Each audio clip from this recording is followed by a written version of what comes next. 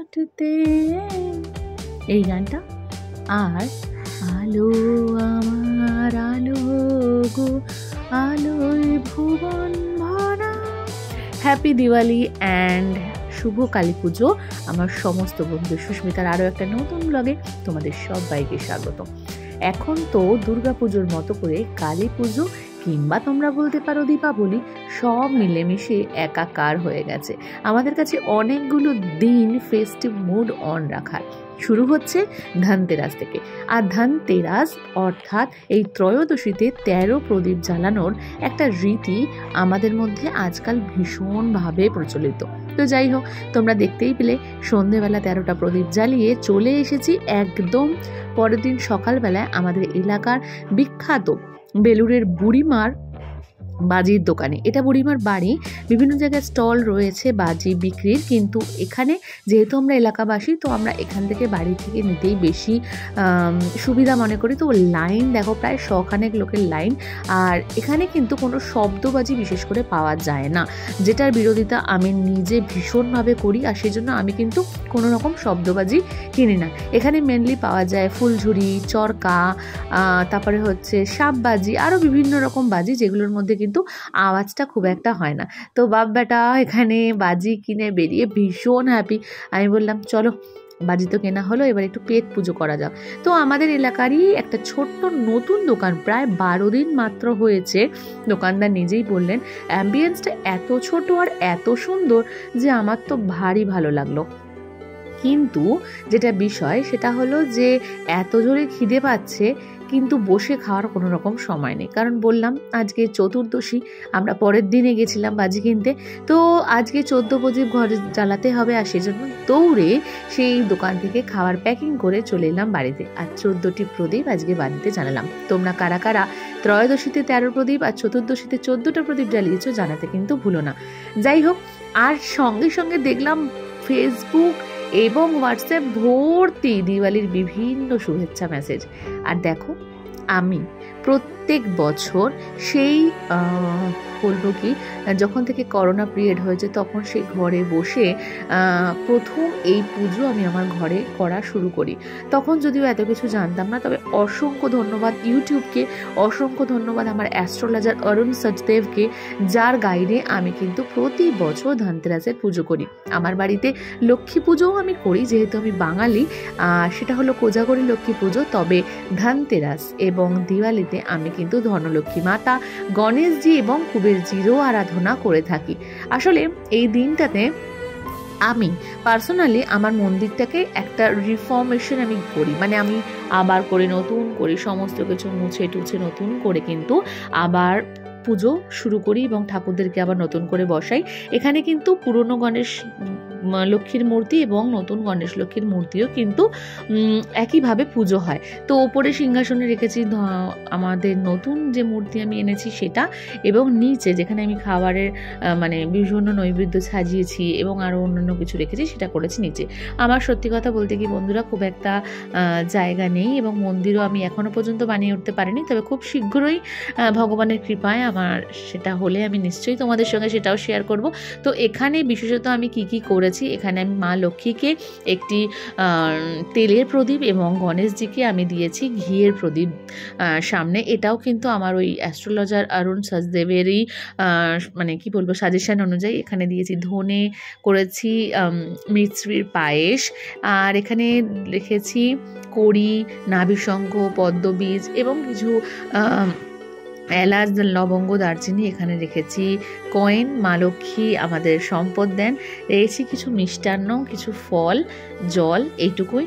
আর আমি কিন্তু আরও একটা তোমাদের সঙ্গে শেয়ার করতে চাই, সেটা হলো অনেকেই আছেন বা 99% মানুষ বলবো, কারণ 100% মানুষই কী করেন না, পুরনো মূর্তিকে তারা গঙ্গায় বিসর্জন দেন, কিংবা পুরনো মূর্তিকে তারা এখন তো নদীতে ফেলতে দেয় না অনেক জায়গাতেই, তো তারা ওই অশ্বত্থ গাছের তলায় বসিয়ে রেখে আসেন।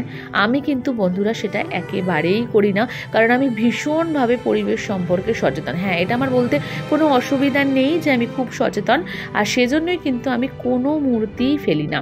কি করি আর সেই মূর্তিগুলোর যত্নই বা কী করে নিই তোমাদের সঙ্গে আজ সেটাও শেয়ার করি। আমি পুরনো মূর্তিগুলোকে খুব সযত্নে আমার শোকেসে জায়গা করে দিই। আমি বিশ্বাস রাখি যে ভগবান আমাকে সারা বছর ধরে তার আশীর্বাদের হাত আমার মাথার উপর রেখেছেন, তার জন্য আমি এত কিছু পেয়েছি, তাকে আমি কিন্তু কখনোই ফেলতে পারি না। তাই খুব সযত্নে একটি সুন্দর প্লাস্টিকে মুড়ে তাকে আমি রেখে দিই।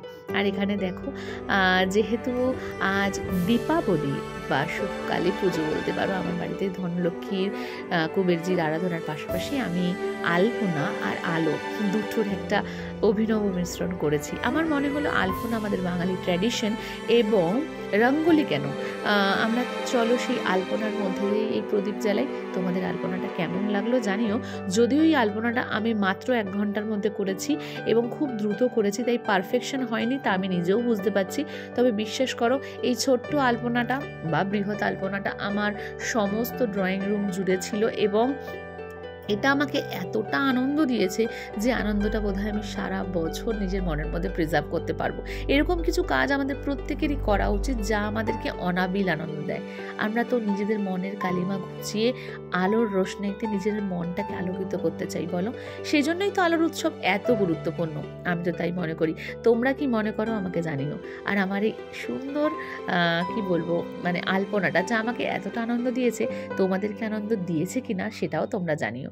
যাই হোক, এই আলপনাটা আমি যতবার দেখছি ততবার আমি নিজেকে মানে কি বলবো, একটা অভিনব আনন্দে মানে ভরপুর মানুষ হিসেবে খুঁজে পাচ্ছি। হ্যাঁ, এখানে আরেকটা ট্রিক্স তোমাদেরকে বলি। আগের বছর আমি জানতাম না যে কিভাবে একই সঙ্গে বেশ মানে প্রদীপের সমস্ত যে সলতেগুলো সেগুলো ভালোভাবে কিভাবে জ্বলবে। আমি একটা ট্রিক শিখেছি, সেটা তোমাদের সঙ্গে শেয়ার করি। সেটা হচ্ছে, প্রথমে আমি একটা পাত্রের মধ্যে খানিকটা তেল নিয়ে সমস্ত সলতেগুলো, বাজারে যে বড় বড় সলতে পাওয়া যায় লম্বা লম্বা, সেগুলো না বেশ অনেকটা বড়, সেটা আবার প্রদীপের বাইরে দিয়ে বেরিয়ে যায়। সেজন্য আমি সেটাকে মাঝখান দিয়ে কেটে নিয়ে সেই সমস্ত সলতেগুলোকে ভালো করে ভিজিয়ে নিয়েছি তেলে। আর এই প্রদীপগুলোকে কেনার দিনই এসেই আগে জলের বালতিতে ভালো করে ডুবিয়ে ভালো করে ধুয়ে তারপরে সেগুলোকে শুকিয়ে রেখেছিলাম, মানে মোটামুটি যাতে তেলটা না টানে। আর তোমরা দেখো এখানে সমস্ত কটা সলতে একইভাবে জ্বলছে। হ্যাঁ, তেলের পরিমাণটা আমি একটু বেশিই দিয়েছি। আর দোকানদারকে অসম্ভব ধন্যবাদ, একটা প্রদীপও ফাটা ছিল না, ফলে তেল বেরোয়নি। কিন্তু আগের বছর 2-1টা প্রদীপ একটু ফাটা ছিল, সেটা তো বাড়ি থেকে বোঝা যায় না, তো তেল বেরিয়েছিল। এবছর কিন্তু সেটা হয়নি। তোমরাও কিন্তু প্রদীপ ধুয়ে তারপরে সেটাতে দেবে, তাতে নোংরাও চলে যায় আর প্রদীপটাও ভালো জ্বলে। তো এখানে বাড়িতে সমস্ত প্রদীপ চারিদিকে জ্বালিয়ে রাখার পর আমাদের পাড়াতে যে কালী মায়ের পুজো হয়, সেটা বহু বছরের পুরনো কালী পুজো। সেই কালী পুজোতে আমি মাকে দেখার জন্য এবং মায়ের কাছে আমার প্রণাম নিবেদন করার জন্য চলে এসেছি। জয় মা কালী, তোমার আশীর্বাদ এভাবেই আমাদের উপর রেখো। তোমাকে যেন প্রতি বছর এভাবে ডাকতে পারি। সবাইকে সুস্থ রেখো। সবার প্রথমে চাই সুস্থতা এবং শান্তি, তারপরে চাই বৈভব, তাই না? তো সবার কাছে আমার অনুরোধ যে যখনই ভগবানকে প্রে করবে, তোমরা কিন্তু সবার আগে চেয়েও সুস্থতা, কারণ মানুষ সুস্থ থাকলে তবেই তো সে অর্থনৈতিকভাবে নিজেকে আরও ভালো করতে পারবে, বলো? আর এরপরে হচ্ছে বাজি ফাটানো, যেটা ছাড়া কালী পুজো কিংবা দিওয়ালি টোটালটাই ইনকমপ্লিট। কি বলো তোমরা? আমি তো সেটাই বিশ্বাস করি এবং আমার মনে হয় সবাই তাই বিশ্বাস করে। তো চলো আর কথা না বাড়িয়ে একটু পটাকা ফাটানো যাক। তো দীপাবলির রাতে যেহেতু আমার বাড়িতে পুজো ছিল, আলপনা ছিল এবং মাকে মানে অর্থাৎ কালী মাকে পুজো দিতে যাওয়ার কথা ছিল, তো সব মিলিয়ে অনেকটা রাত হয়ে গিয়েছিল, তাই সেদিনকে আর বেশি বাজি পোড়ানো যায়নি। তবে হ্যাঁ, তার পরের দিন কিন্তু বাজি একদম ফাটাফাটিভাবে পুরানো হয়েছে। তো চলো আজকে আমরা বাড়ি থেকে আমার মায়ের বাড়িতে যাচ্ছি, কারণ আমার ছেলে যেহেতু মায়ের বাড়িতে থাকে তাই ফ্রেন্ড সার্কেলটা ওখানেই ওর বেশি, আর সেই জন্য আমরা চলে যাচ্ছি মায়ের বাড়ি। কত সুন্দর করে আমাদের পাড়ার যে কালী ঠাকুরের পুজো, সেখানে কত সুন্দর প্যান্ডেল এবং লাইটিং দিয়েছে, মনটা ভীষণ ভালো লাগছিল। তাই ছেলের সঙ্গে কয়েকটা রিলও বানিয়ে নিয়েছিলাম, সেটাও তোমাদের সঙ্গে শেয়ার করবো। তার জন্য তোমরা আমার ফেসবুক এবং ইনস্টাগ্রাম ফলো করতে পারো। ফেসবুক পেজ আমার সুস্মিতা নাথ অফিসিয়াল এবং ফেসবুক প্রোফাইল আমার সুস্মিতা নাথ ও ইনস্টাগ্রাম মামুন মাইতি, তোমরা সবাই ফলো করতে পারো। এবং আজকে আমরা সেই দীপাবলির পরের দিন শুরু করলাম ফুলঝুরি আর সাপবাজি দিয়ে। কার কার মনে পড়ছে নিজেদের ছোটোবেলাটা? ভীষণ রকম সাপবাজিতে কিন্তু আমার ভালো লাগতো, কারণ ওই একটা বাজি যেটা কিন্তু একেবারে ফাটে না। আর আমি শব্দবাজিকে মনে প্রাণে শুধু ঘৃণা করি না, আমি ভীষণ রকম ভয়ও পাই এবং আমার ভীষণ রকম কষ্ট হয়। তো তোমরা কারা কারা শব্দবাজি পছন্দ করো না অবশ্যই জানিও। আর এখানে আমরা যেহেতু এই দোকান থেকে কিনেছিলাম এবং ছাদে গেলে হয়তো বাচ্চারা কেউ কেউ উকিঝুঁকি মারতে পারে, পড়ে যেতে পারে ছাদ থেকে, তো সেই ভয় আমি বললাম না, তোমরা সবাই রাস্তাতেই বাজিগুলো ফাটাও। আর ওরাও একে একে একটার পর একটা বাজি ফাটাচ্ছে। সত্যি বলছি, আমি নিজে ওদেরকে সামনে থেকে দেখে এত ভালো ফিল হচ্ছে, মনে হচ্ছে নিজেরাই নিজেদের ছোটবেলাতে ফিরে গেছি।